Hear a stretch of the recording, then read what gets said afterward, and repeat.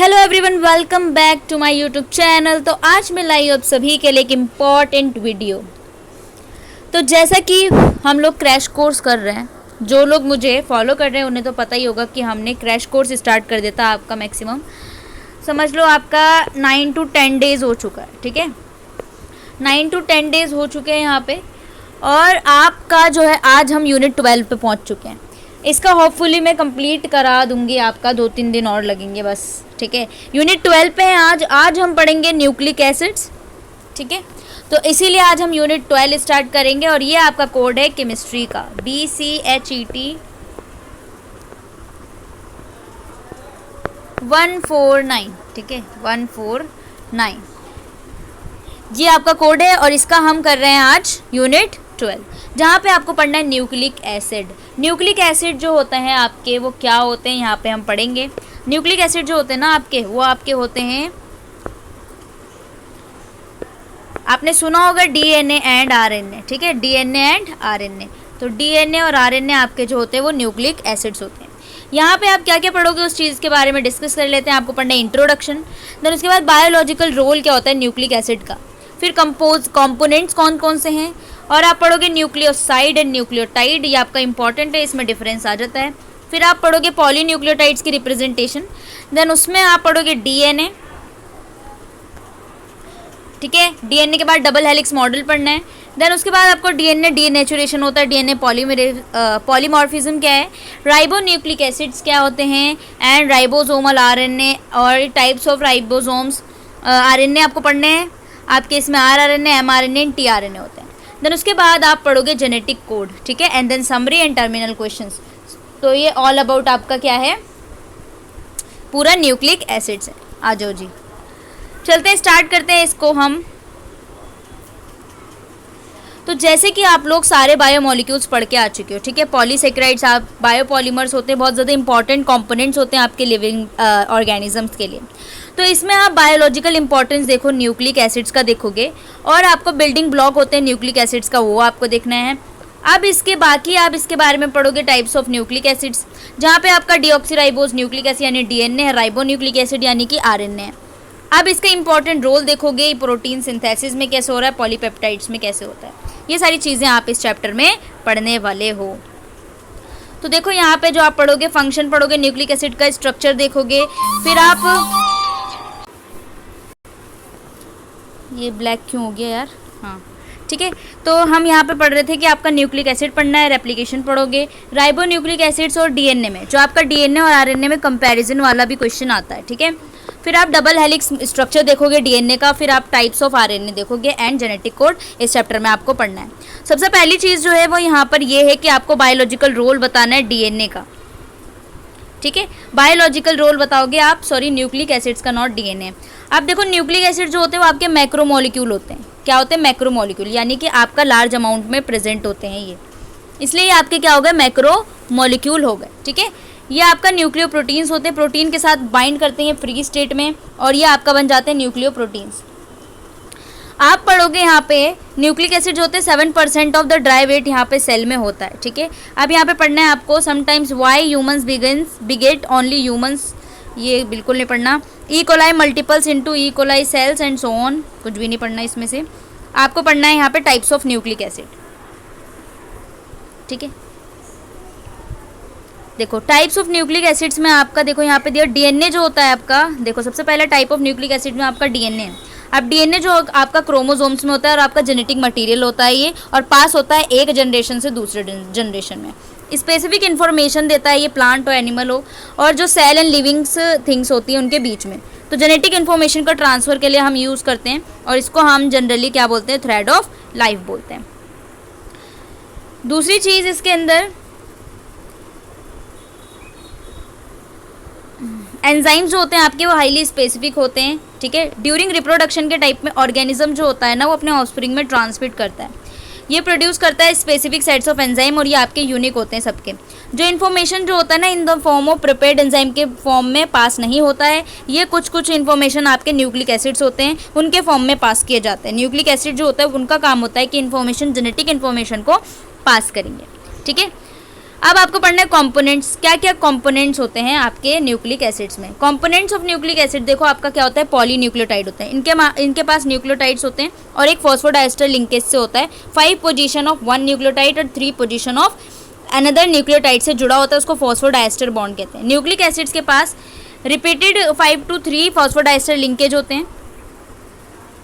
Monomer nucleotide unit होता है। The nucleotide in turn compose one of, अब nucleotide के पास क्या क्या चीज़ होती है यहाँ पे हमें देखना है। एक यूनिट फॉस्फेट होता है, शुगर होता है, हेट्रोसाइक्लिक बेस होता है। देखो आपका जो न्यूक्लिक एसिड है, ठीक है, अब आपका जो न्यूक्लिक एसिड है, न्यूक्लिक एसिड उसके पास क्या होता है, आपका डी नाइट्रोजिनस बेसिस होते हैं और शुगर फॉस्फेट होता है। अब यहाँ पे जो आपको पढ़ना है ना, न्यूक्लियोटाइड क्या होते हैं। जनरली आपका डीएनए जो होता है ना, उनके पास क्या होते हैं, आपका होता है डीऑक्सीराइबोज शुगर, दूसरी चीज़ होते हैं नाइट्रोजिनस बेसिस, ठीक है, आपने पढ़ा होगा नाइट्रोजिनस बेसिस। तीसरी चीज़ होता है फॉस्फेट।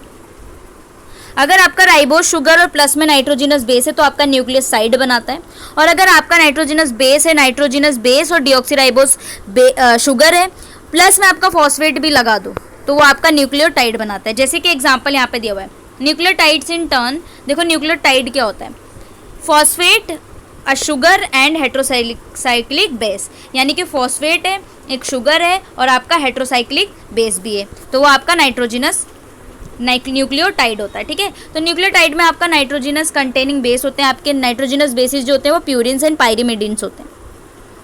ये आपके डिफरेंट होते हैं आरएनए में और आपके जो है डीएनए में। अब इसके बारे में हम बात करेंगे कि आपका डीएनए में कौन कौन से नाइट्रोजिनस बेसिस प्रेजेंट होते हैं और आरएनए में कौन से होते हैं। तो जनरली जो आपका न्यूक्लियोटाइड है उसमें नाइट्रोजिनस बेसिस लगे होंगे और आपका फॉस्फेट ग्रुप भी लगा होगा, तो हम उसे न्यूक्लियोटाइड कह देंगे। ठीक है, यहाँ पे आपका फॉस्फोडाइस्टर बता रखा है कि किस तरीके से होता है। देखो फॉस्फोडाइस्टर लिंकेज जो होती है आपकी, वो एक बेस और 5 प्राइम और एक बेस 3 प्राइम, इस तरीके से जो होता है लिंकेज होती है, जिसे हम शुगर फॉस्फेट यानी कि आपका न्यूक्लियोटाइड फॉस्फोडाइस्टर बॉन्ड कहते हैं। ठीक है, न्यूक्लियोटाइड में आपका क्या होता है, अरेंजमेंट आपको पढ़ना है मोनोमर यूनिट्स के। अब यहाँ पे बैकबोन होता है न्यूक्लिक एसिड्स का, उसको शुगर बोलते हैं, यानी फॉस्फेट एंड शुगर होता है। Backbone hold the system together, the sequence of basis carry the genetic information. जो बैकबोन होती है आपकी, वो जेनेटिक इन्फॉर्मेशन को क्या करता है, बेस सीक्वेंस को मेंटेन करने का काम करता है। ठीक है, अब अंडरस्टैंड करना है आपको न्यूक्लिक एसिड्स के। तो न्यूक्लिक एसिड्स ये होते हैं आपके, न्यूक्लिक एसिड्स आपके कौन से होते हैं आपके, देखो सबसे पहले न्यूक्लिक एसिड आपका डीएनए है और आरएनए है। ठीक है, न्यूक्लिक एसिड आपका डीएनए है और दूसरा आपका आरएनए। ठीक है, अब डीएनए में कौन कौन से नाइट्रोजिनस बेसिस होते हैं, वो आपका होता है adenine, thymine, guanine and cytosine. RNA में आपका थाइमिन की जगह यूरेसिल आ जाता है, बाकी सारे सेम होते हैं। तो इनके पास एडेनिन होगा, यूरेसिल होगा, ठीक है, एडेनिन होगा, यूरेसिल होगा और गुआनिन होगा और प्लस में साइटोसिन होगा। इनका इतना डिफरेंस आता है नाइट्रोजिनस बेसिस में। तो ये आपके जो है ना, एडेनिन है, थाइमिन है, गुआनिन है, साइटोसिन है, ये आपके बेसिस है, इसका स्ट्रक्चर बना रखा है न्यूक्लिक एसिड्स में। अब देखो न्यूक्लिक एसिड जो होते हैं आपके, वो कलरलेस सॉलिड्स होते हैं। 2 टाइप के होते हैं, एक आपका आरएनए, दूसरा आपका डीएनए। बोथ बायोपॉलीमर्स हैं और रिपीटिंग मोनोमरिंग यूनिट से बने हुए हैं। Monomer unit in both RNA and DNA जो होते हैं, पेंटोज शुगर होता है उसके अंदर। ठीक है, नाइट्रोजिनस बेसिस एंड फॉस्फेट होते हैं। अभी आपके 5 टाइप के बेसिस होते हैं, जैसे कि प्यूरिन्स होते हैं और आपका पायरिमिडिन्स होता है। प्यूरिन्स कौन कौन से आपके, एडेनिन, गुआनिन है, और आपका पायरिमिडिन्स हो गए साइटोसिन, थाइमिन एंड यूरेसिल। तो नाइट्रोजिनस बेसिस आपके 2 टाइप के हो गए, एक होता है आपका प्यूरिन्स, ठीक है, दूसरा होता है आपका पायरिमिडिन्स। प्यूरिन्स में आपका हो गया एडेनिन एंड गुआनिन और पायरिमिडिन में आपका हो गया थाइमिन, साइटोसिन एंड यूरेसिल। ठीक है, ये आपके स्ट्रक्चर हैं एडेनिन के, गुआनिन के, थाइमिन के और साइटोसिन के। ठीक है, नॉट मच इंपॉर्टेंट। अब आपको पढ़ना है न्यूक्लियोसाइड्स एंड न्यूक्लियोटाइड्स क्या होते हैं। मैं पहले बता चुकी थी कि न्यूक्लियोसाइड्स क्या होते हैं, न्यूक्लियोटाइड्स, लेकिन फिर भी हम यहाँ पे डेफिनेशन में पढ़ेंगे। When a nitrogenous bases substituted purine pyrimidine covalently linked to a pentose sugar. अब अगर आपके नाइट्रोजिनस बेसिस हैं, ठीक है, राइबोज शुगर है, नाइट्रोजिनस बेसिस है, प्लस में आपका कोवलेंटली लिंक है पेंटोज शुगर, वो आपका जो है न्यूक्लियोसाइड होता है। ठीक है, the bond formed in a nucleoside, देखो न्यूक्लियोसाइड कार्बन नंबर 1 पे जो बॉन्ड बनता है पेंटोज शुगर N1 पे, वो आपका प्यूरिन का बेस होता है, depending upon the nature of the pentose involve. Deoxyribose nucleosides आपके राइबो न्यूक्लियोसाइड्स, इस तरीके से राइबो न्यूक्लियोसाइड्स होते हैं, ठीक है। ये आपका फंक्शन बना रखा है। ये आपके नाम दे रखे हैं कि न्यूक्लियोसाइड्स लगे होंगे तो कैसे नाम होगा, ठीक है, और न्यूक्लियोटाइड लगा होगा तो कैसे नाम होगा। जैसे कि आपका एडेनिन है, अगर एडेनिन में आपने न्यूक्लियोसाइड ऐड किया तो वो एडिनोसाइन बन जाता है और 2-डीऑक्सी गुआनोसाइन बन जाता है डीएनए में। गुआनिन जो होता है गुआनोसाइन बनता है आरएनए में, और डीऑक्सी गुआनोसाइन आपका बन जाता है, ठीक है। इस तरीके से आप साइटिडीन होगा और डीऑक्सी साइटिडीन होगा। दूसरा राइबो न्यूक्लियोटाइड अगर हम ऐड करते हैं 5-फॉस्फेट पे न्यूक्लियोटाइड पे, तो आपका आरएनए में बनेगा एडिनोसाइन 5-फॉस्फेट, गुआनोसाइन 5-फॉस्फेट, साइटिडीन 5-फॉस्फेट। अगर डीऑक्सी राइबो यानी डीएनए में आप ऐड कर रहे हो न्यूक्लियोटाइड तो बनेगा 2-डीऑक्सी डीनोसाइन 5-फॉस्फेट, और इसमें बनेगा 2-डाईऑक्सी गुआनोसाइन 5-फॉस्फेट। इस तरीके से आपकी नोमेनक्लेचर होगी, ठीक है। अब देखो न्यूक्लियोटाइड क्या होता है। न्यूक्लियोटाइड जब आपका फॉस्फेट ग्रुप एक न्यूक्लियोसाइड से अटैच हो जाता है तो उसको हम न्यूक्लियोटाइड कहते हैं। यहाँ पे फॉस्फोडाइएस्टर लिंकेज बनता है 5-3 position of ribose and deoxyribose sugar के बीच में, और इसमें जो होगा आपका कैसे नेम होगा, राइबो न्यूक्लियोटाइड होगा, डीऑक्सीराइबो न्यूक्लियोटाइड होंगे, ठीक है। ये इसके स्ट्रक्चर दिया हुआ है। ये आपके बस आपको स्ट्रक्चर ड्रॉ करना है, उसका देखा। अब फॉर्मेशन देखेंगे पॉलीन्यूक्लियोटाइड्स का किस तरीके से बन रहा है। देखो पॉलीन्यूक्लियोटाइड जो आपका न्यूक्लिक एसिड्स होते हैं वो लॉन्ग स्ट्रैंड्स ऑफ न्यूक्लियोटाइड से बने होते हैं, फॉस्फोडाइएस्टर लिंकेज लगा होता है। ये लिंकेज जो होता है group of 1 nucleotide to the other से बना होता है। ये लिंकेज आपका इसमें दिया हुआ है। न्यूक्लिक एसिड जो होते हैं ट्राईफॉस्फेट स्टार्टिंग होते हैं मटेरियल। डीएनए आपका जो होता है उसको हम डीएनए पॉलीमरेज कहते हैं, यानी कि डीएनए अगर बनता है एंजाइम से, वो कौन सा एंजाइम आपका, डीएनए पॉलीमरेज से। अगर आरएनए बन रहा है एंजाइम से तो उसमें आरएनए कौन सा एंजाइम है, आरएनए पॉलीमरेज, ठीक है। डीएनए बन रहा है तो डीएनए पॉलीमरेज, आरएनए बन रहा है तो आरएनए पॉलीमरेज। न्यूक्लियोटाइड स्ट्रैंड जो होते हैं as a result of nucleophilic attack होता है आपका न्यूक्लियोटाइड का 3OH ग्रुप पर ट्राईफॉस्फेट और group of another nucleotide triphosphate, phosphodiester bond की फॉर्मेशन हो रही। अब आपका पढ़ना है डीएनए के बारे में। अब देखो डीएनए आपका पता है कि आपका डीएनए जो होता है वो नेगेटिवली चार्ज होता है, यानी कि आपका नेगेटिवली चार्ज मॉलिक्यूल होता है डीएनए। डीएनए को हम डीएनए आपका पॉलीमर है of deoxyribose nucleic acid. Similar structure होता है आरएनए, बस आपका पेंटोज यूनिट जो होता है 2-डीऑक्सीराइबोज होता है, ठीक है, एज कम्पेयर टू राइबोज से। 4 नाइट्रोजिनस बेसिस होते हैं। अब आपको पता है कि यहाँ पे आपके 4 नाइट्रोजिनस बेसिस लगे होते हैं डीएनए में। वो नाइट्रोजिनस बेसिस आपके कौन कौन से होते हैं, आपका thymine, guanine, cytosine and adenine. Fundamental unit of heredity होते हैं ये। अब डीएनए का सेकेंडरी स्ट्रक्चर जो है 2 independent poly deoxyribo nucleotide strand है जो राउंड होता है आपके कॉमन एक्सिस से, और एक साथ आपका हाइड्रोजन बॉन्डिंग लगे होते हैं। स्ट्रक्चर ऑफ डीएनए जो दिया था वाटसन एंड क्रिक ने, उनका मॉडल हम यहाँ पे देखेंगे। देखो ये स्ट्रक्चर है डीएनए का।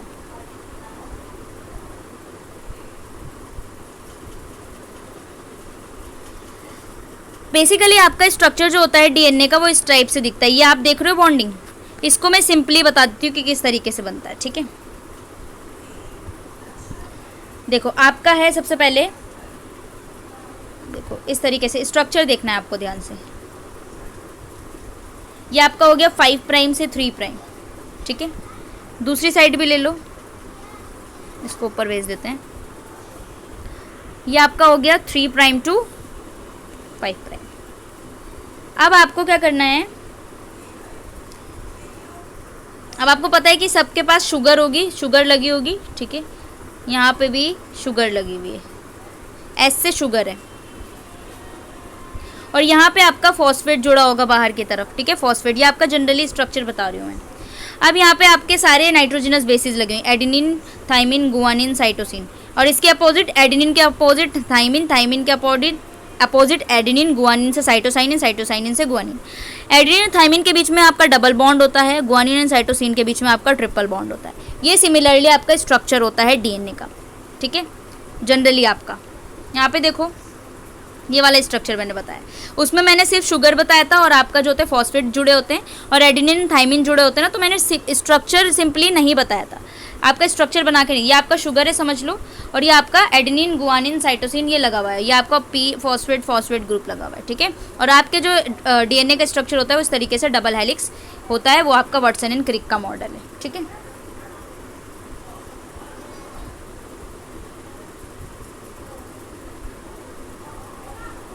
आई होप आपको समझ में लग रहा होगा, ठीक है। देखो वाटसन एंड क्रिक ने आपके जो मॉडल दिया था उसमें था आपका 2 कॉम्प्लीमेंट्री डीएनए स्ट्रैंड होते हैं, ट्विस्टेड होते हैं राइट हैंडेड हेलिक्स में। प्यूरिन एंड पायरिमिडिन बेसिस लगे होते हैं इनसाइड द हेलिक्स, यानी कि अंदर की तरफ आपके प्यूरिन एंड पायरिमिडिन्स लगे होते हैं बेसिस। फॉस्फेट ग्रुप और डीऑक्सीराइबोज मोइटी आपके बाहर की तरफ लगे होते हैं। देखो फॉस्फेट बाहर है और डीऑक्सीराइबोज मोइटी, ठीक है, ये आपके बाहर है।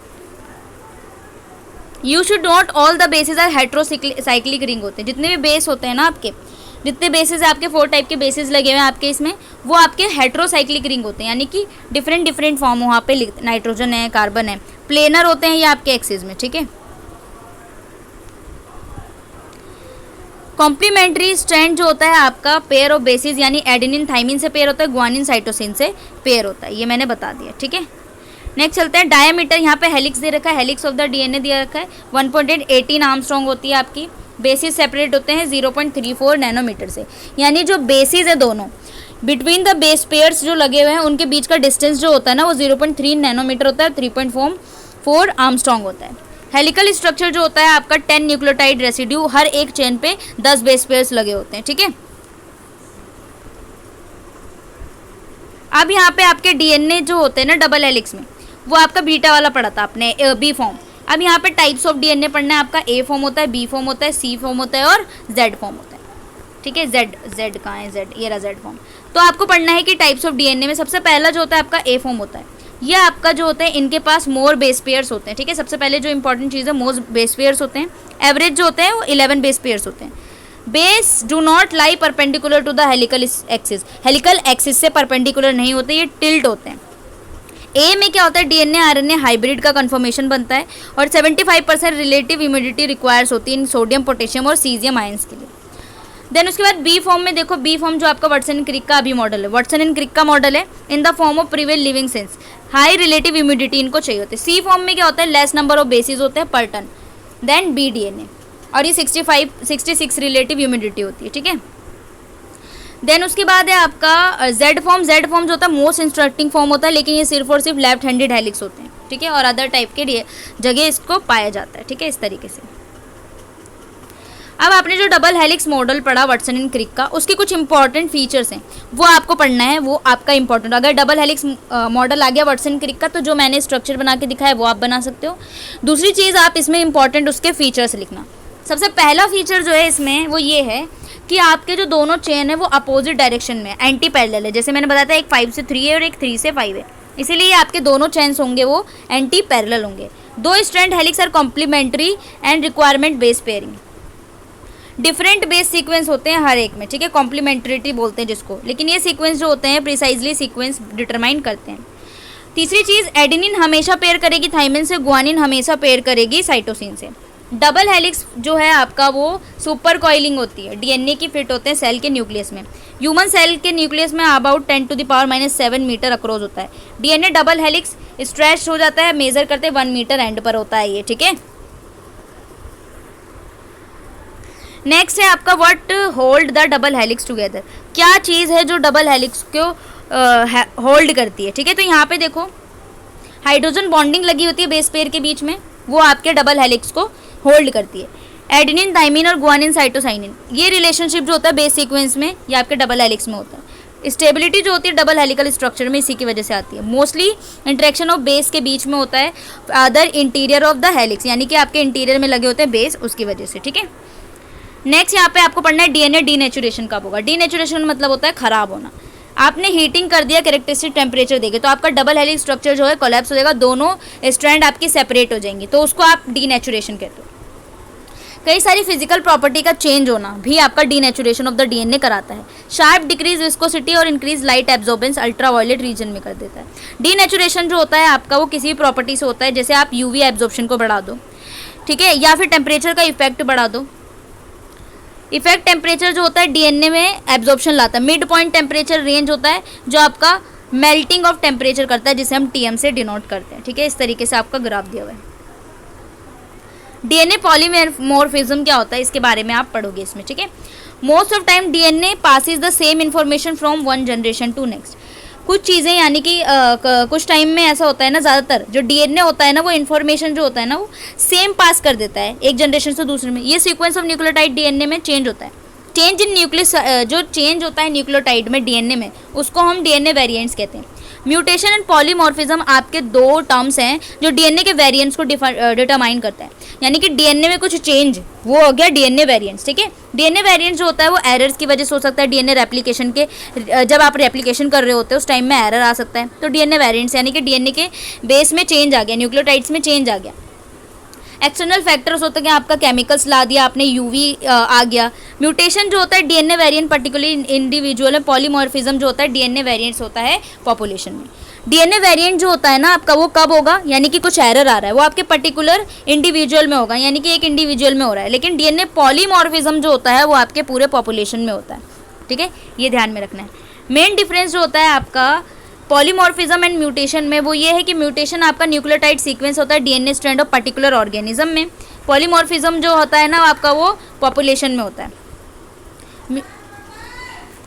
म्यूटेशन नहीं, ओ सॉरी म्यूट करा नहीं मैंने। म्यूटेशन जो होता है आपका आइदर हेरिडिटी और एक्वायर्ड होता है। ठीक है, दोनों टर्म को हम डिफाइन करेंगे। आपका म्यूटेशन क्या होता है, सडन चेंज आ गया, यानी कि म्यूटेशन अगर फ्रॉम अनपेयर्ड डीएनए डैमेज। ठीक है, रेप्लिकेशन एरर हो गया, जेनेटिक एलिमेंट्स में एरर हो गया। Several classes of DNA mutations होते हैं आपका। एक होता है आपका पॉइंट म्यूटेशन।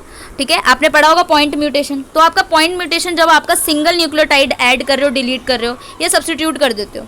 आपने एक सिंगल बेस को, न्यूक्लियोटाइड को ऐड कर दिया हो, यानी किसी भी डीएनए के सीक्वेंस में, या आपने डिलीट कर दिया हो या सब्स्टिट्यूट कर दिया हो। ठीक है, along point mutation a whole structure of chromosome can be altered. Chromosomal region जो होते हैं ना आपके, वो डिलीट कर दो, डुप्लीकेट कर दो, ट्रांसलोकेट कर दो। ये म्यूटेशन आपका क्रोमोसोमल म्यूटेशन कर रहा है। अगर क्रोमोसोम्स में कर रहे हो आप, किसी भी फ्लिप कर दो आप क्रोमोसोम के रीजन को, डुप्लीकेट कर दो, ट्रांसलोकेट कर दो, तो उसमें आपका क्रोमोसोमल म्यूटेशन होता है। म्यूटेशन जो होता है आपका एक पेरेंट से,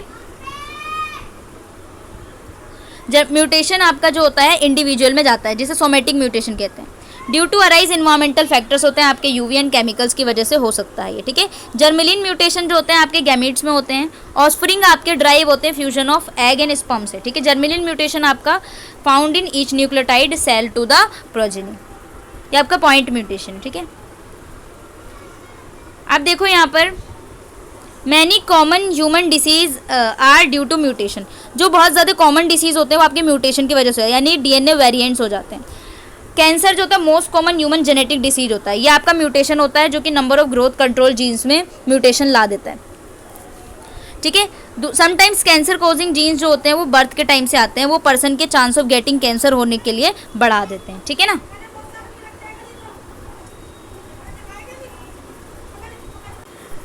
नेक्स्ट टर्म है आपका पॉलीमॉर्फिज्म। तो पॉलीमॉर्फिज्म आपका ये क्या होता है, वेरिएशन होता है डीएनए की सेल्स में। ठीक है, यानी आपका वेरिएशन जो होता है पॉपुलेशन में होता है, फ्रीक्वेंसी जो होती है आपकी 1% हायर होती है, इसीलिए हम उसको पॉलीमॉर्फिज्म कहते हैं।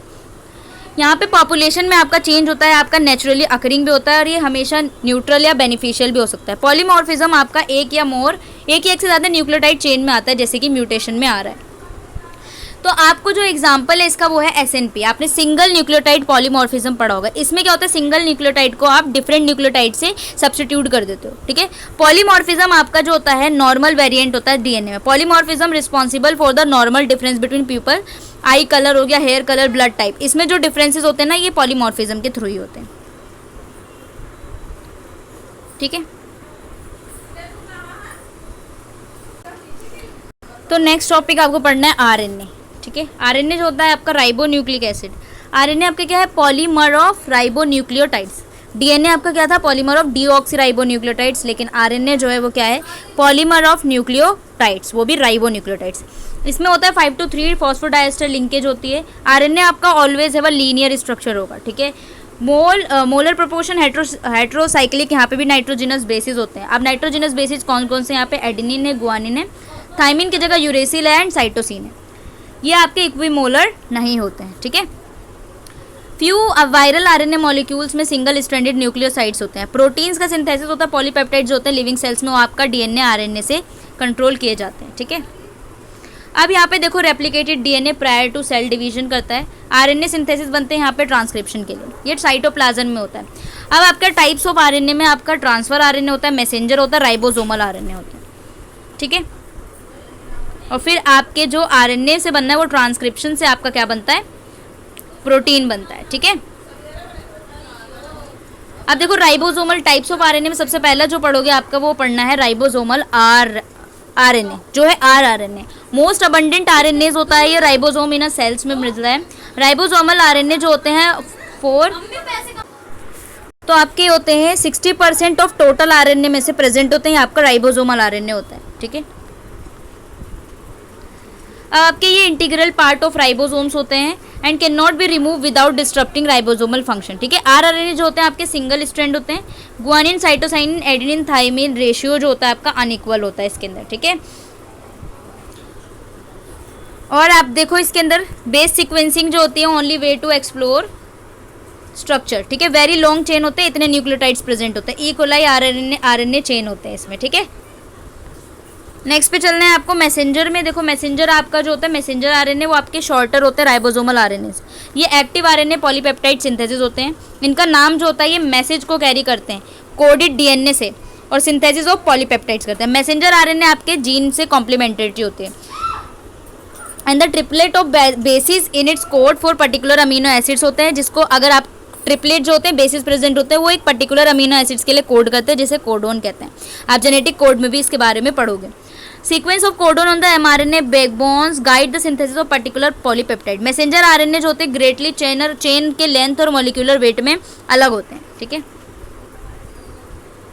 अब यहाँ पे एक चीज़ है, यहाँ पर देखो variations are also attribute unequal length of sequencing that does not code for any amino acids. जो वेरिएशन आता है अनइक्वल लेंथ की वजह से वो कोई भी अमीनो एसिड्स की सीक्वेंस के लिए कोड नहीं करते हैं, लेकिन ये स्पेसिफिक प्रोटीन के सिंथेसिस में कंट्रोल करते हैं। तो इस टाइप के सीक्वेंसेस को हम लीडर सीक्वेंसिंग कहते हैं। ये आपका 5 एंड और एमआरएनए के बेस पे प्रेजेंट होता है। मैसेंजर आरएनए जो होता है आपका वो फ्रेश सप्लाई करता है एंड जब इसको ज़रूरत पड़ती है तब ये फ्रेश सप्लाई करता है, यानी मैसेज को सेंड करता है। अब मैसेंजर आरएनए सिंथेसाइज होता है डीएनए में। ठीक है, डीएनए से बाय एंजाइम होता है आपका RNA polymerase and genetic code जो होता है ट्रांसक्रिप्ट करता है जीएनए को इनटू एमआरएनए में। ठीक है, तो ट्रांसक्रिप्शन होता है वो आप नेक्स्ट चैप्टर में पढ़ोगे ट्रांसक्रिप्शन। ठीक है, देन उसके बाद आपका ट्रांसफर आरएनए का काम क्या होता है, ये जो होता है अमीनो एसिड्स में RNA take part in the amino acid transport system में काम करता है। इंडिविजुअल अमीनो एसिड्स को लेता है, सिंथेसिस ऑफ प्रोटीन करता है। स्मॉल मॉलिक्यूल्स होते हैं जिनके पास 60 to 95 पॉलीन्यूक्लियोटाइड्स होते हैं। ठीक है, न्यूक्लियोटाइड्स होते हैं आई थिंक। सिंगल स्ट्रैंडेड होते हैं, कॉम्प्लीमेंट्री बेस पेयरिंग होती है एडेनिन यूरेसिल के साथ, गुआनिन साइटोसिन के साथ। बहुत ज़्यादा एक्सटेंसिव होते हैं टीआरएनए और unique clover leaf like structure होता है इनका। 2 इंपॉर्टेंट रीजन्स होते हैं इनके पास। ठीक है, ऑल टीआरएनए के पास सीसीए सीक्वेंस होता है 3 एंड पे, 3 बेसिस लगे होते हैं बॉटम लूप पे, जिसे एंटी कोडोन कहते हैं। इसके स्ट्रक्चर के बारे में पढ़ना है, आपका टीआरएनए बहुत ज़्यादा इंपॉर्टेंट है। ठीक है, प्रोटीन सिंथेसिस के टाइम में टीआरएनए जो होता है अमीनो एसिड्स को एस्टर की तरह बाइंड करता है और उसके टर्मिनल 3OH ग्रुप पे। टीआरएनए जो होते हैं 1 पर्टिकुलर अमीनो एसिड्स को कैरी करते हैं। टीआरएनए जो होते हैं adenine is designed as tRNA alanine है। ठीक है, ये इस तरीके से इसका क्लोवर लीफ की तरह स्ट्रक्चर होता है, जिसे अडेप्टर मॉलिक्यूल भी कहते हैं। एंटी कोडोन होता है। ठीक है, नीचे की तरफ लूप प्रेजेंट होता है जिसको एंटी कोडोन भी कहते हैं। ठीक है, बता देते हैं। आपका टीआरएनए हम उसको ना सॉल्युबल आरएनए भी कहते हैं। और दूसरी चीज़ है ये आपके जो होते हैं एडेप्टर आरएनए भी होता है, सॉल्युबल होता है, दूसरा एडेप्टर होता है। अब ये जो होता है साइटोप्लाज्म में प्रेजेंट होते हैं। अब इसका स्ट्रक्चर जो होता है वो आपका क्लोवर लीफ की तरह स्ट्रक्चर होता है। ठीक है, आपके स्ट्रक्चर में देखो ये आपका क्लोवर लीफ की तरह स्ट्रक्चर है।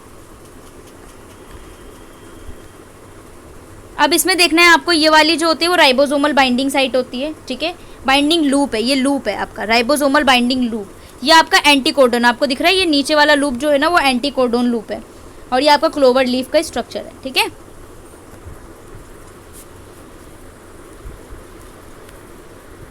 देन उसके बाद है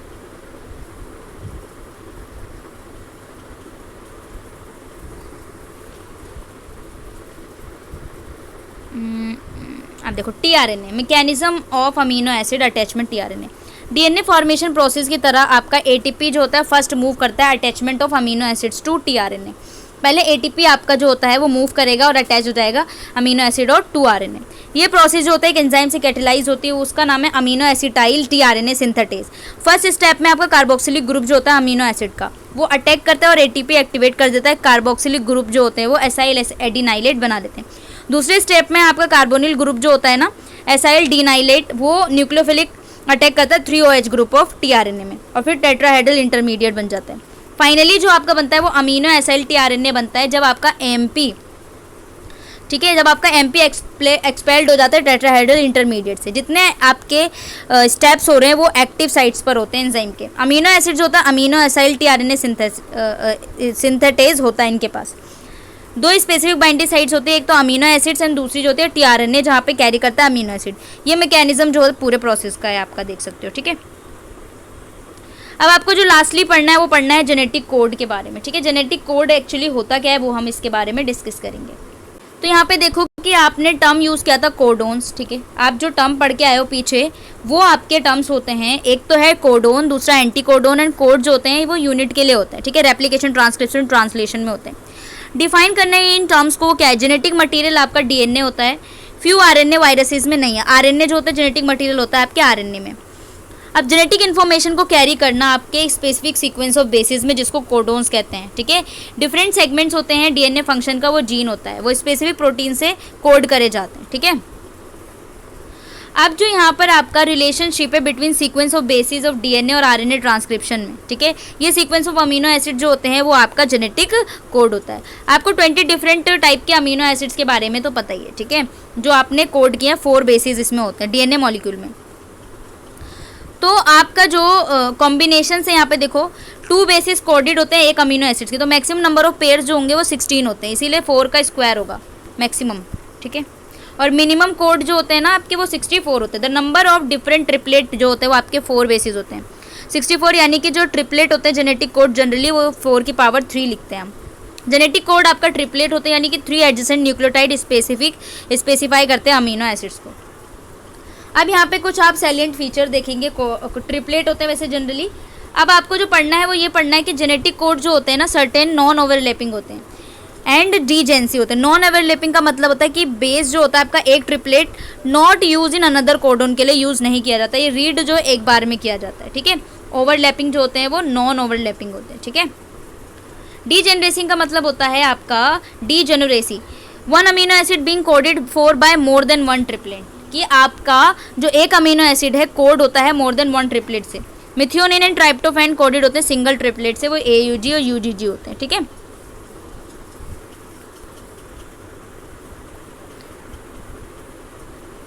तीसरी चीज़ इसके अंदर इनिशिएशन कोडोन्स होते हैं, ठीक है। नॉन ओवरलैपिंग हो गए, दूसरी चीज़ क्या हो गई, ये डीजेनरेसी होते हैं आपके कोडोन्स और ट्रिपलेट होते हैं। 3 पॉइंट हो गए। चौथा आपका है कि स्टार्ट एंड स्टॉप कोडोन्स भी होते हैं इसके अंदर। अब इनिशिएशन कोडोन होते हैं आपके जनरली पॉलीसिस्टोनिक होता है आपका mRNA। ये मैसेज को जो होता है मैसेज को कैरी करता है synthesis of several different amino acid proteins को बनाने के लिए। स्टार्ट एंड स्टॉप सिग्नल्स होते हैं इनके पास, ये आपको देखना होगा। स्टार्ट में आपका AUG होता है, AUG आपका मिथियोनिन है, ठीक है। टर्मिनेशन कोडोन यानी कि जो आपके टर्मिनेशन कर देंगे, रिलीज कर देंगे नॉनसेंस कोडोन्स को। टर्मिनेशन यानी कि स्टॉप कोडोन्स, इनके पास क्या होते हैं, जेनेटिक कोडोन्स के पास होते हैं स्टॉप कोडोन्स, वो आपका UAA, UAG एंड UGA होता है, ये आपका टर्मिनेशन होते हैं जो रिलीज कर दिए जाते हैं, ठीक है।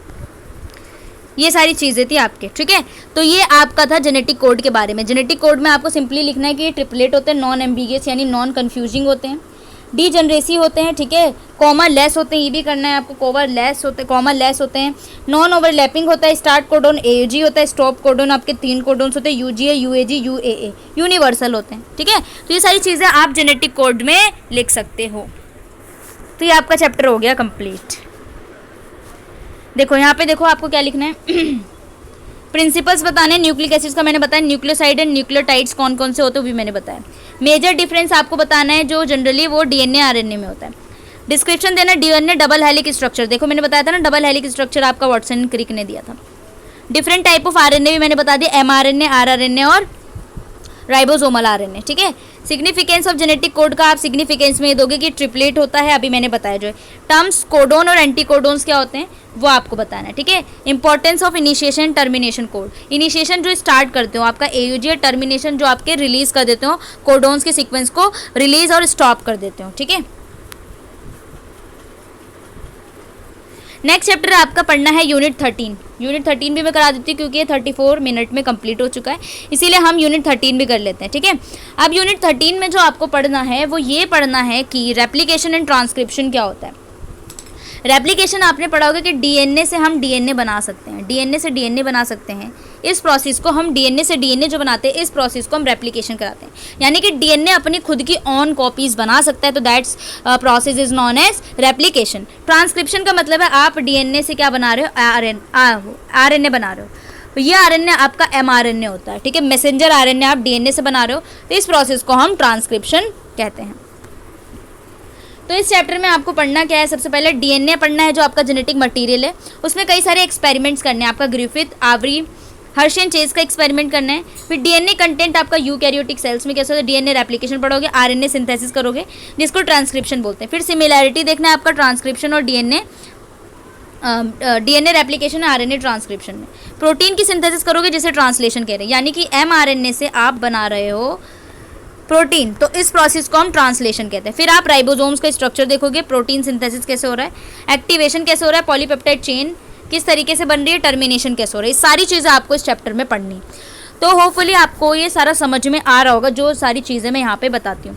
तो सबसे पहले देखो इंट्रो में आपका वही है कि मैं बता देना है कि क्या क्या पढ़ना है, ठीक है। डीएनए आरएनए सारी चीज़ें बता चुकी हूँ, रेप्लिकेशन क्या है, ट्रांसक्रिप्शन क्या है, सारी चीज़ें, ठीक है। एक्सप्लेन करना है डीएनए आपका जेनेटिक मटीरियल है, तो आ जाओ। सबसे पहले आपका डीएनए जेनेटिक मटेरियल है, तो आपके पास की क्वेश्चन ये है, तो जनरली आपके माइंड में आता है कि what qualifies DNA as the genetic material, क्या क्या चीज़ें होना चाहिए कि आपका डीएनए वो जेनेटिक मटेरियल है। प्रोटीन क्यों नहीं है, लिपिड क्यों नहीं है, अदर बायोमोलिक्यूल्स क्यों नहीं है। तो डीएनए आपका genetic material blueprint of life है।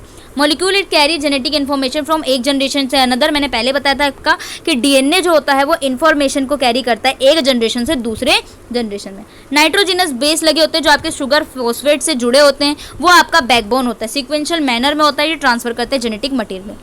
इनके पास पेयरिंग्स होती है with the help of hydrogen bonds लगे होते हैं। बेस पेयरिंग्स होती है, आपका पता है डबल हेलिकल स्ट्रक्चर भी मैंने आपको पहले बताया था जिसमें बेस पेयरिंग्स होती है।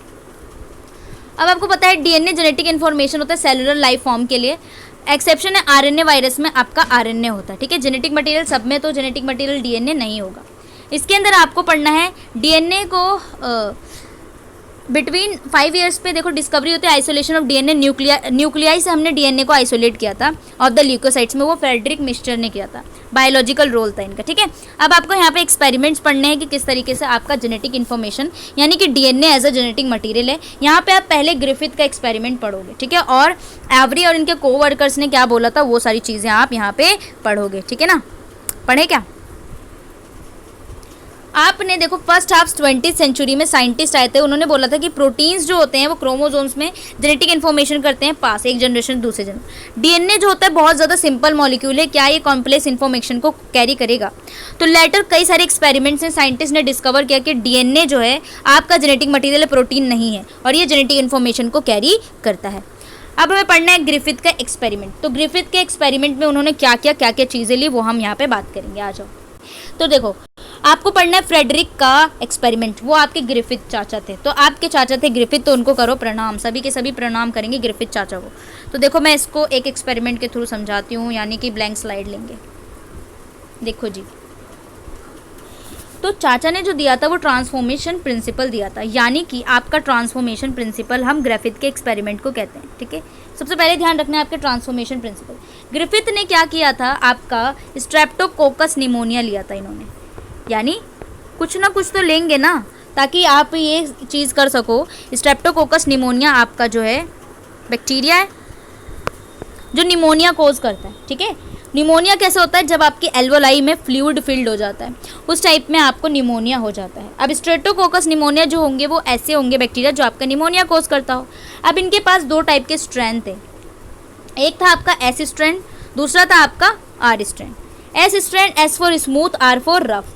जो एस वाला था वो पैथोजेनिक था, यानी कि एस स्ट्रेन जिसके पास होगा वो निमोनिया कोज करेगा, तो ये विरुलेंट था। विरुलेंट आपने टर्म पढ़ा होगा अपने 12th की एनसीईआरटी में, या पैथोजेनिक कह सकते हैं। आर वाला जो था वो नॉन विरुलेंट था, यानी कि नॉन पैथोजेनिक था, यानी कि जिसके पास आर स्ट्रेन है वो उसके पास निमोनिया कोज नहीं कर रहा है।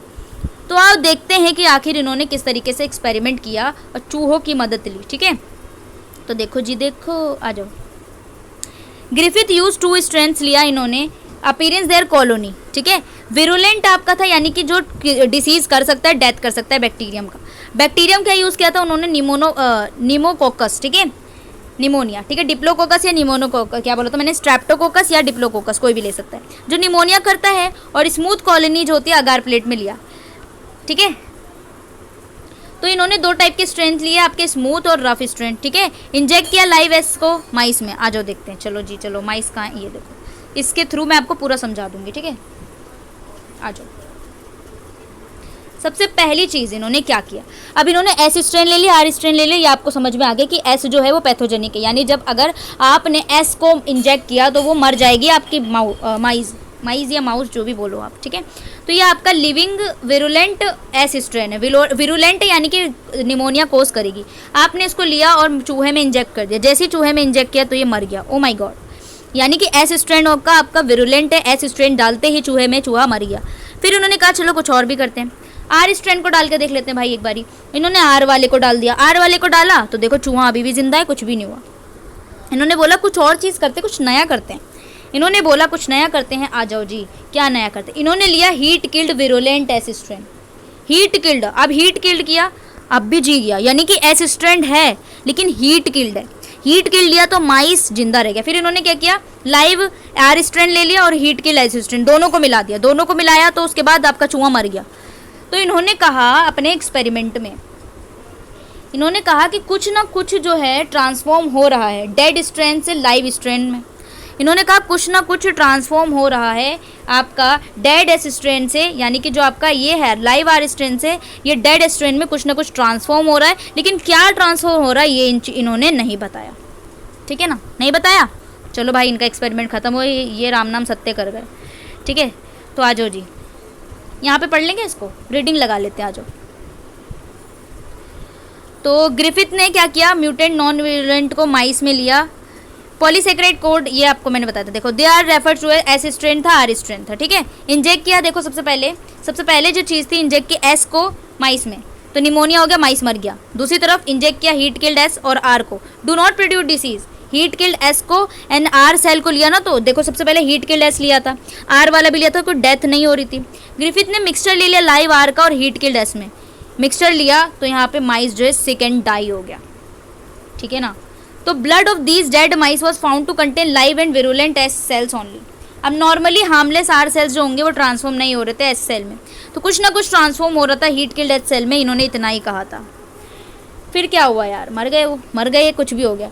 अब फिर आवरी और उसके कोवर्कर्स आए, एवरी एंड कोवर्कर्स, इन्होंने ट्रांसफॉर्मिंग प्रिंसिपल को बोला कि प्रिंसिपल में इन्होंने फाउंड किया कि डीएनए है। इन्होंने DNA of heat killed S cell को इम्पार्ट किया न्यू जेनेटिक प्रॉपर्टी में, विरुलेंस में, अदरवाइज हार्मलेस था आपका आर सेल। अब इन्होंने क्या किया, आपका आवरी एंड मैक्रोलॉइड, इन्होंने क्या किया देखो मैं बता देती हूँ, इन्होंने इसमें छोटा सा ही लिखा हुआ है, थोड़ा सा ही।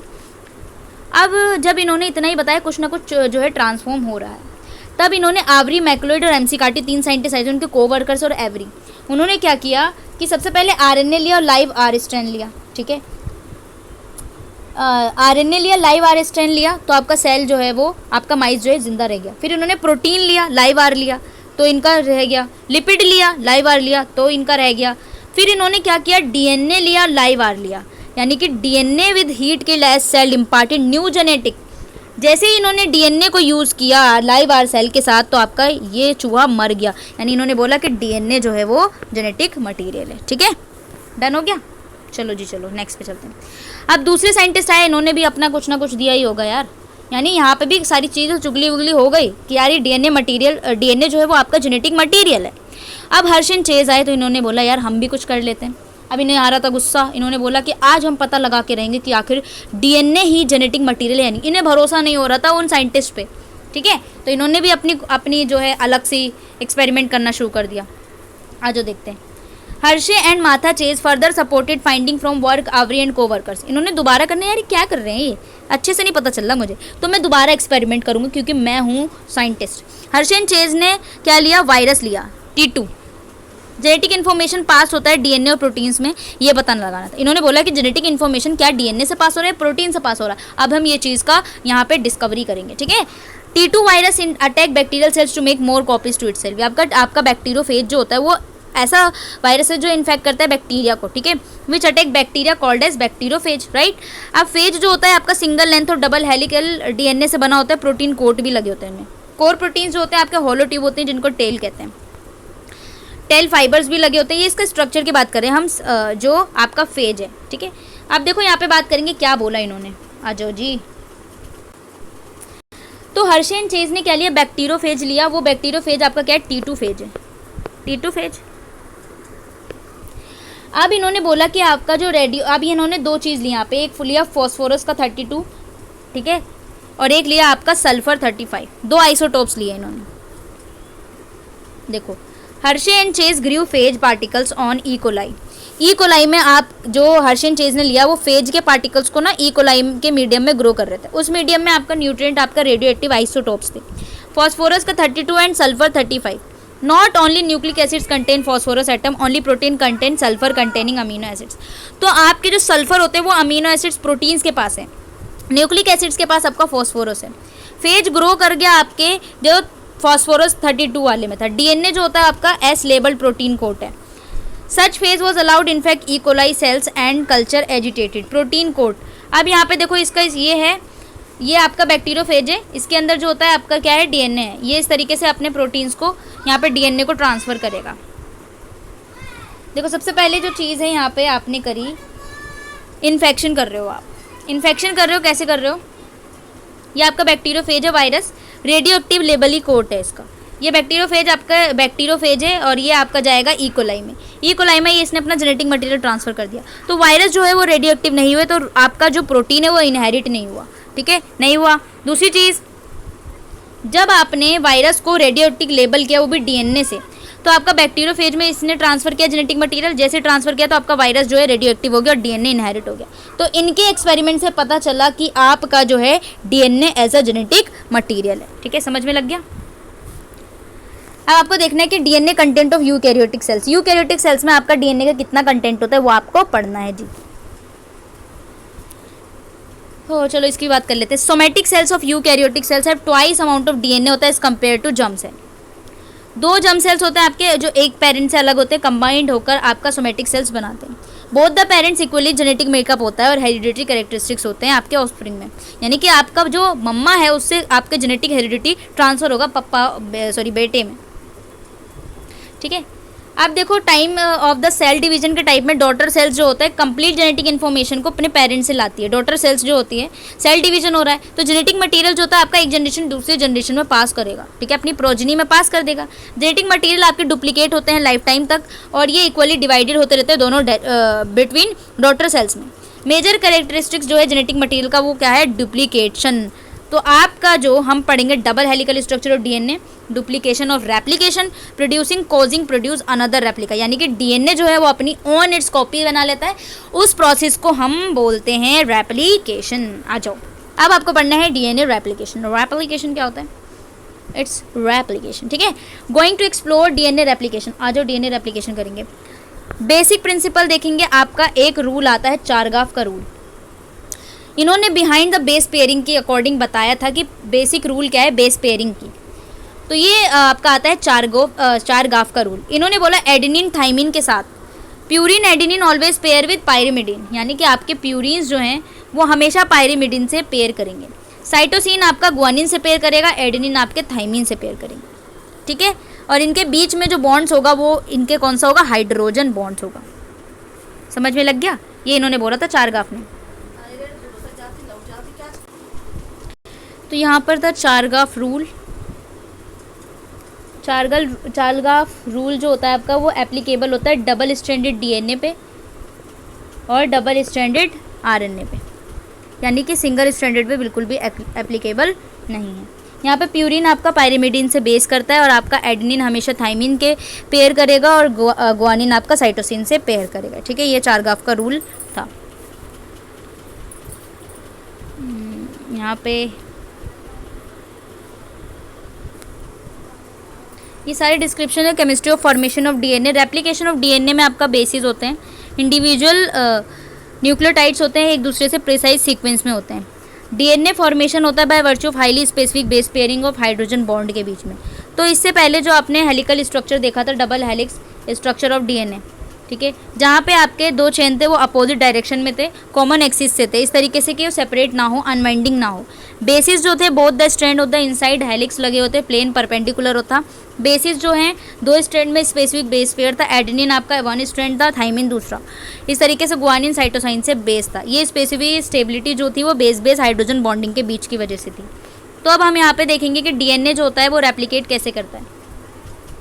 2 स्ट्रैंड आपके दिए हुए हैं, the dotted vertical lines in this figure hydrogen bonds हैं। ये हाइड्रोजन बॉन्ड्स यानी कि एडेनिन थाइमिन से जो बेस कर रहा है, पेयरिंग कर रहा है, वो उसमें डबल बॉन्ड लगा हुआ है, और ग्वानिन साइटोसिन से कर रहा है वो उसमें ट्रिपल बॉन्ड लगा हुआ है। 2 स्ट्रैंड स्मॉल सेगमेंट डीएनए अनवाइड हो गए सेपरेट करते हैं और आपका रिप्रेजेंट किया हुआ है। ठीक है, रेप्लिकेशन में देखना है।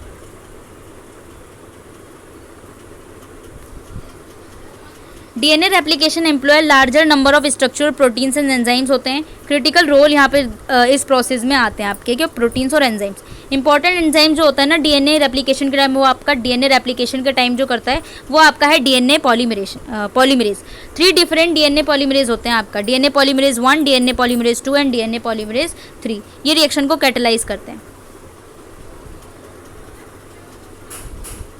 डीएनए पॉलीमरेज जो होता है वो आपका एक्सोन्यूक्लियस एक्टिविटी दिखाता है, इंपॉर्टेंट होता है, प्रूफ रीडिंग में होता है, डबल चेकिंग के लिए होता है आपका डीएनए पॉलीमरेज। ठीक है, अब ये इनकम्प्लीट न्यूक्लियोटाइड में एग्जांपल के लिए डीएनए पॉलीमरेज 1 जो है वो 3 to 5 एक्सोन्यूक्लियस एक्टिविटी करता है। ये हाइड्रोलिटिकली क्लीव करता है, रिमूव करता है न्यूली इनकॉर्पोरेटेड न्यूक्लियोटाइड को 3 एंड पे। इफ रॉन्ग न्यूक्लियोटाइड अगर इनकॉर्पोरेट हो जाते हैं तो आपका प्रॉपर हाइड्रोजन बॉन्डिंग नहीं होती है बेस टेम्पलेट स्ट्रैंड में।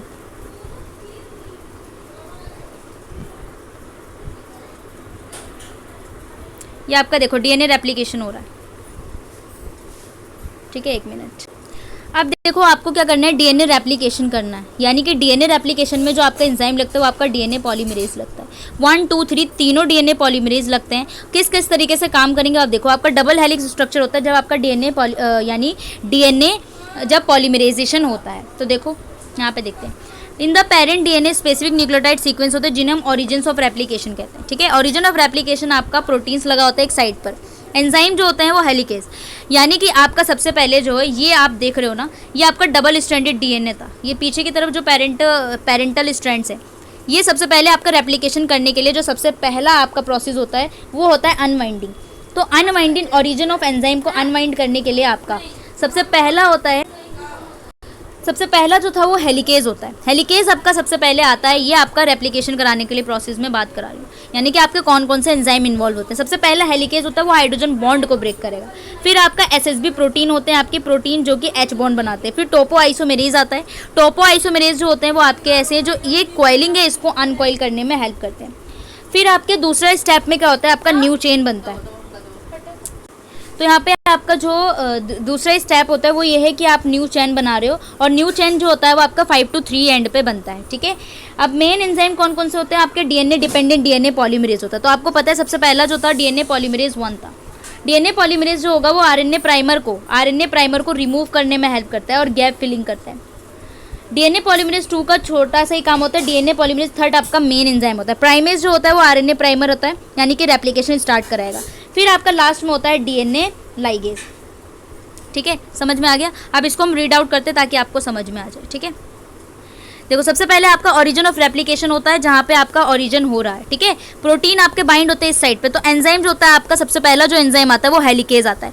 ये डीएनए को आपका अनवाइंड करता है और डीएनए को हाइड्रोजन बॉन्ड को ब्रेक करता है। ठीक है, दूसरी चीज़ आपका डीएनए ओपन हो जाता है, वाई शेप का स्ट्रक्चर जिसे रेप्लिकेशन फॉर्म करते हैं। जैसे ही आपके हाइड्रोजन बॉन्ड्स टूटेंगे तो आपका जो है ऐसे दोनों हेलिक्स जो होंगे ना वो अलग हो जाएंगे। जैसे ये टाइप में वाई शेप का क्या बन रहा है वो उसको हम बोलते हैं रेप्लिकेशन फॉर्म।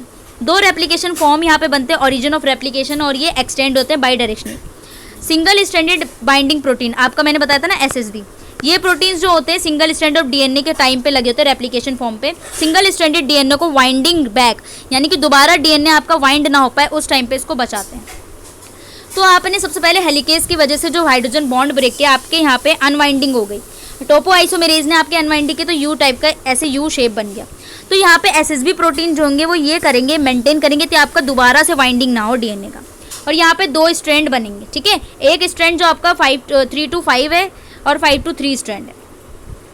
ये स्ट्रैंड आपका सबसे पहला जो होता है लीडिंग स्ट्रैंड होता है आपका 5 to 3, और एक लैगिंग स्ट्रैंड होता है आपका 3 to 5। लैगिंग स्ट्रैंड में देखो लेग से सीक्वेंस है अलग अलग, पर ये बिल्कुल लीडिंग टाइप का इसीलिए बोलेंगे। लीडिंग आपका कंटिन्यूस स्ट्रैंड होता है और लैगिंग आपका ओकाजाकी और जिसे डिसकंटिन्यूस स्ट्रैंड भी हम कहते हैं, ठीक है। तो ये आपका रेप्लिकेशन फॉर्क बनता है आपके रेप्लिकेशन के टाइप पे। अब यहाँ पे देखो डीएनए रेप्लिकेशन ऑलवेज प्रोसीड, आपका डीएनए रेप्लिकेशन 5 से 3 एंड पर होता है। क्यों? क्योंकि रिएक्शन जो होता है डीएनए पॉलीमरेज का वो इसी टाइम पे स्पेसिफिसिटी दिखाता है 5 से 3 एंड पर, ठीक है। नेसेसरी 2 न्यूली सिंथेसाइज स्ट्रैंड बनते हैं अपोजिट डायरेक्शन में, 1 न्यू स्ट्रैंड बनता है जिसे complementary 3 to 5 parental DNA strand बोलते हैं। कंटिन्यूसली रेप्लिकेशन फॉर्म होता है, सिंथेसाइज हुआ है आपके 5 to 3 डायरेक्शन में, ठीक है, जिसे लीडिंग स्ट्रैंड बोलते हैं। कंटिन्यूस वाले को हम लीडिंग बोलते हैं, जिसे रेप्लिकेशन ऑफ फर्स्ट में बोला है लीडिंग स्ट्रैंड। सेकंड वाला स्ट्रैंड जो होता है जिसे हम 5 to 3 वाला बोल रहे हैं वो अपोजिट डायरेक्शन में होता है, जिसे हम लैगिंग स्ट्रैंड बोलते हैं और ओकाजाकी फ्रेगमेंट भी हम बोलते हैं। उसके बाद ओकाजाकी यानी कि फ्रेगमेंट्स जो डिसकंटिन्यूस होते हैं आपके ओकाजाकी फ्रेगमेंट्स, ये फ्रेगमेंट्स जो होते हैं लिंक करते हैं एक एक्शन ऑफ अनदर एंजाइम से। जब इसे हम बिल्कुल लिंक कराएंगे तो आपका डीएनए लाइगेज लाएंगे। डीएनए लाइगेज क्या करेगा, वो उन पेरेंट्स यानी कि ओकाजाकी फ्रेगमेंट्स होंगे ना लैग वाले, उसको जोड़ देगा। अनवाउंड ऑफ रेप्लिकेशन प्रोग्रेस, ठीक है। तो ये आपका हो गया डीएनए रेप्लिकेशन। अब आपका ट्रांसक्रिप्शन पढ़ना है। यहाँ पे देखो SCQ4 में ये दिया हुआ है कि ओकाजाकी फ्रेगमेंट्स क्या होते हैं, आपके लैगिंग स्ट्रैंड होते हैं। जब आपका 3 to 5 या 5 to 3, ये आपको याद रखना है कौन से स्ट्रैंड में आपका ये बनता है, ठीक है। देन उसके बाद आपका RNA सिंथेसिस यानी कि ट्रांसक्रिप्शन पढ़ना है। देखो ट्रांसक्रिप्शन से हम नेक्स्ट में पढ़ेंगे क्योंकि ट्रांसक्रिप्शन का थोड़ा इंपॉर्टेंट भी है और आपका ट्रांसलेशन भी इंपॉर्टेंट है, ठीक है। और उसके बाद क्या है, एक्टिवेशन। देखो पूरा प्रोसेस है, इसीलिए पूरा प्रोसेस मैं अलग से लिख के लाऊंगी ताकि आपको अच्छे समझ में आ जाए। फिर आप ट्रांसक्रिप्शन ट्रांसलेशन पढ़ोगे तो ये आपका यूनिट हो जाएगा। उसके बाद आपका बचेगा यूनिट 13 के बाद है आपका 5th ब्लॉक 14, 15, 16, 17, ठीक है। 4 यूनिट बचेंगे, ठीक है। आपके 2-3 लेक्चर और लगेंगे, उसके बाद आपका ये कोड कंप्लीट हो जाएगा, ठीक है। तो ये था आपके पास आज की वीडियो, इसे आप कंप्लीट कर लेना। बाकी मिलते हैं नेक्स्ट वीडियो में और इसके बाद आपके 3 लेक्चर होपफुली लगेंगे, उसके बाद आपका कंप्लीट हो जाएगा ये कोड पूरा, ठीक है।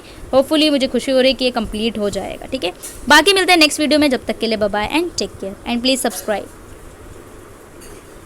अरे आजा, रुक जा भाई।